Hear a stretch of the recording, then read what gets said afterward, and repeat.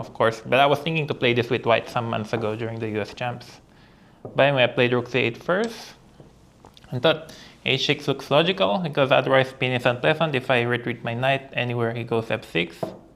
And I thought I was really concerned about rook f4, which I seem to have remembered some idea like this. And he thought for a long time, I was pretty sure he was going to play rook f4. But I'm curious to see what Fabi thinks. Because let's say takes, and then he goes here. Or maybe take first, I'm not sure. If you take first, and then he can recapture with the rook probably. And then he goes here and just threaten to sack. And I was pretty sure he would go for this. I'm not say crazy, I think it's some theory. Like he sacks here. It's hard to defend because you hear with bishop g5. Also, my king side is quite vulnerable. So for example, I can go here. Then he can move the rook somewhere, I'm not sure. He could also play rook g4. And then knight. And here I was hoping he would repeat moves somewhere. He could also take, which might be dangerous also for me. Take, queen f6, bishop e3. And I'm threatening knight h5. Takes, knight. And here I thought I'm fine after rook e8. But it's still very complicated here somewhere, queen f4.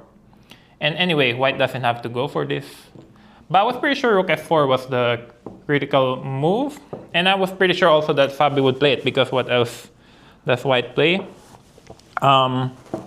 Rook f4 really is the only way for him to continue the attack, because sacking on h6 immediately doesn't work. I mean, just to show something like this, then I play e5 next, and it's game over. So sacking doesn't work. But Fabian thought for, I think, over half an hour here. And I think he just chose to bail out with e5, because I guess if not for rook f4, white is simply worse. Yeah, he really has to go for here.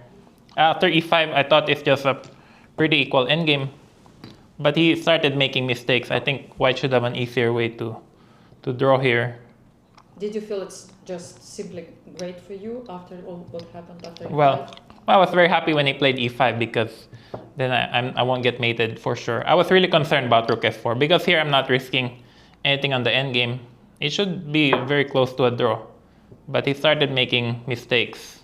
When my rook got on a4, it was very difficult. But yeah, I think he just chose to bail out, getting low on time, but it didn't work. Yeah, for sure, rook f4 was the move. Rook f4 was the move. Rook h4, yeah. Yeah, and then maybe you can even go something like this. And then the idea is to sack and just try to go for mate, but I don't know what's happening here exactly. Yeah. Thank you so much, Wesley, and great game. All the best of luck. You're +2 right now. Yeah, +2. Thank you. Thank you.